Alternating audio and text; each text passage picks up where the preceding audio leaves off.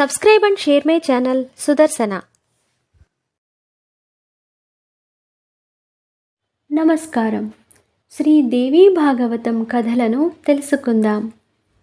శ్రీమాత్రే నమః. శ్రీ గురుభ్యో నమః. శ్రీమద్దేవి భాగవతము 7వ స్కందము. మహారాజగు హరిశ్చంద్రుని మీద విశ్వామిత్రుడు కోపమును వహించుట. విశ్వామిత్రుని కపట వ్యవహారముతో హరిశ్చంద్రుడు రాజ్యమును దానమనరించుట. హరిశ్చంద్ర మహారాజు ఇలా చెప్తున్నాడు: మునిశ్రేష్ఠ, బలమైన స్థూలకాయము గల సూకరమొకటి నా ఉపవనమున ప్రవేశించింది. కోమలమైన పుష్పములను వృక్షములను కాలరాచి నాశనం చేసింది. దానిని ఆపుటకు ధనుర్బాణములను తీసుకుని నేను సైన్య సహితుడనై నగరము నుండి బయలుదేరాను. ఇప్పుడు ఆ మాయలమారి పంది కనిపించకుండా పోయింది. ఇంత వేగంగా అది ఎక్కడకు వెళ్ళిందో నాకు తెలియలేదు. నేను కూడా దానిని వెంబడించి తిని నా సైన్యము ఇంకొక వైపునకు వెళ్ళిపోయింది. సైనికులు తప్పిపోగా నేను ఆకలి దప్పులతో అలమటిస్తూ ఇక్కడకు వచ్చాను. మునీంద్ర, నగరమునకు వెళ్ళు మార్గమును మర్చిపోయాను. సైన్యం ఎటు వెళ్ళునో నాకు తెలియదు. స్వామి, మీరు కృపతో నేను నగరమునకు వెళ్ళుటకు మార్గమును తెలపండి. నా సౌభాగ్యవశమున ఈ నిర్జన వనమునందు నాకు మీ దర్శనము కలిగెను. నేను అయోధ్యకు రాజును. నా పేరు హరిశ్చంద్రుడు. ఇప్పుడు రాజసూయజ్ఞ నియమమును పాటిస్తూ ఉన్నాను. ఎవరికేది కావలియనో దానిని వారు నా నుండి పొందగలరు. బ్రాహ్మణోత్తమ, మీకు యజ్ఞము చేయుటకు ధనము కావలసినచో కృపతో అయోధ్య నగరమునకు దయచేయుడు. నేను మీ సేవలో కావలసినంత సంపదను సమర్పించుకొందును. వ్యాసుడు చెప్తున్నాడు: రాజా, హరిశ్చంద్రుని మాటలను విని విశ్వామిత్రుని ముఖమునందు చిరునవ్వు వ్యాపించింది. అతడా రాజుతో చెప్తున్నాడు: రాజా, పుణ్యమయమగు ఈ పవిత్ర తీర్థము పాపములను నశింపచేయును.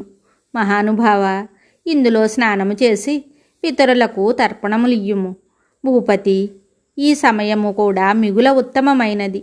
ఈ శుభ సమయమున ఈ పరమ పవిత్ర తీర్థమునందు స్నానమాచరించి నీవు నీ శక్తికి అనుగుణముగా దానము చేయవలెను.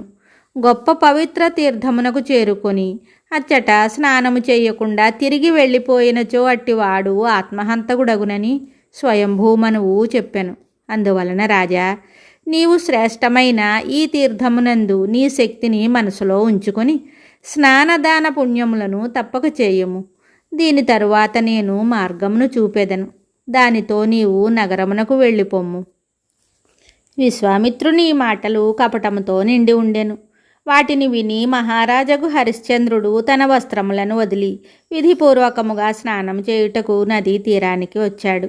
గుర్రమును ఒక చెట్టునకు కట్టివేశారు. విశ్వామిత్రుని కపటపు మాటలతో రాజు యొక్క బుద్ధి మోహవశమయ్యింది. జరగవలసిన దానిని ఆపలేము కదా.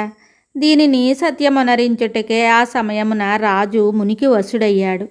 అతడు విధి విధానముగా స్నానము చేసి పితరులకు దేవతలకు తర్పణాలిచ్చారు.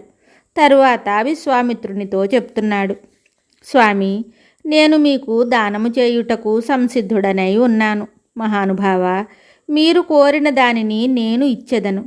గోవులు, భూమి, బంగారము, ఏనుగులు, గుర్రములు, రథములు మొదలగునవి మీకేది కావలియనో స్వీకరించవచ్చును. నా వద్ద ఇవ్వరాని వస్తువు ఏదియును లేదు. సర్వోత్తమమగు రాజసూయజ్ఞమునకు మునిగణములు వచ్చి ఉన్నారు. వారి సాన్నిధ్యమున ఈ వ్రతమును చేయుదునని ప్రతిజ్ఞ చేసి ఉన్నాను. అందువలన మునీంద్ర, ఈ ఉత్తమ తీర్థమున మీ దర్శన భాగ్యము కలిగెను. మీరే వస్తువు కావలియునన్నను ఆజ్ఞాపింపుడు.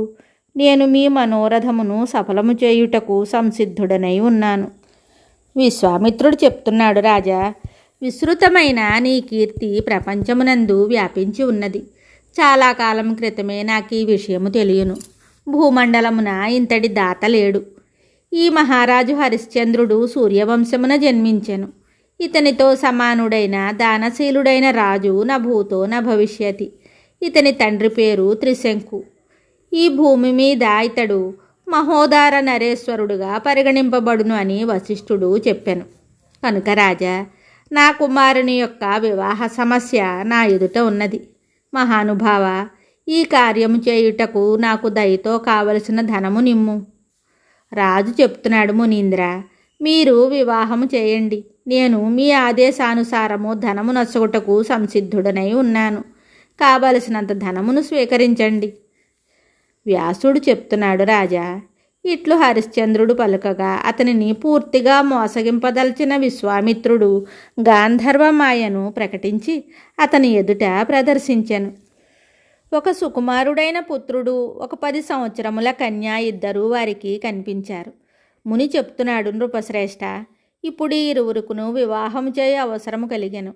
ఒకానొక గృహస్థుని యొక్క బాలునికి ఒక బాలికకు వివాహము చేయుట రాజసూయ యజ్ఞము చేసిన దానికంటే అధిక పుణ్యము లభించును.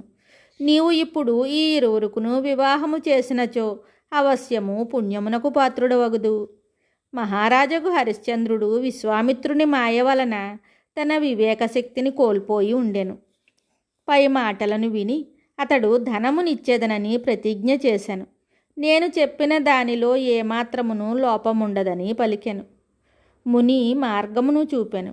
రాజు అదే మార్గమున తన నగరమునకు వెళ్ళాను. రాజును మోసగించి విశ్వామిత్రుడు కూడా తన ఆశ్రమానికి వెళ్ళిపోయాడు. తరువాత హరిశ్చంద్రుని దగ్గరకు వచ్చి ఆ మునీంద్రుడు చెప్తున్నాడు, రాజా, నేను కోరిన ధనమును కృపతో నాకివ్వండి అని పలికాడు. హరిశ్చంద్రుడు చెప్తున్నాడు, ద్విజవర, మీరేమి కోరుకుందురో తెలుపుడు. మీకు కావలసిన వస్తువుని ఇచ్చుటకు ఆసక్తిని కలిగి ఉన్నవాడను. ఈ జగత్తునందు యశము తప్ప ఇవ్వరాని వస్తువేదీయును లేదు.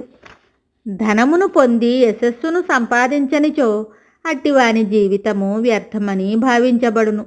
నిర్మల యశస్సుతో పరలోకమునందు కూడా సుఖ సంతోషములు ప్రాప్తించును. మిగతా కథ తరువాయి భాగములో తెలుసుకుందాము. శుభం. శ్రీ దేవీ భాగవతం తరువాయి భాగంలో మళ్ళీ కలుద్దాం. నమస్కారం. Subscribe and share my channel Sudarshana.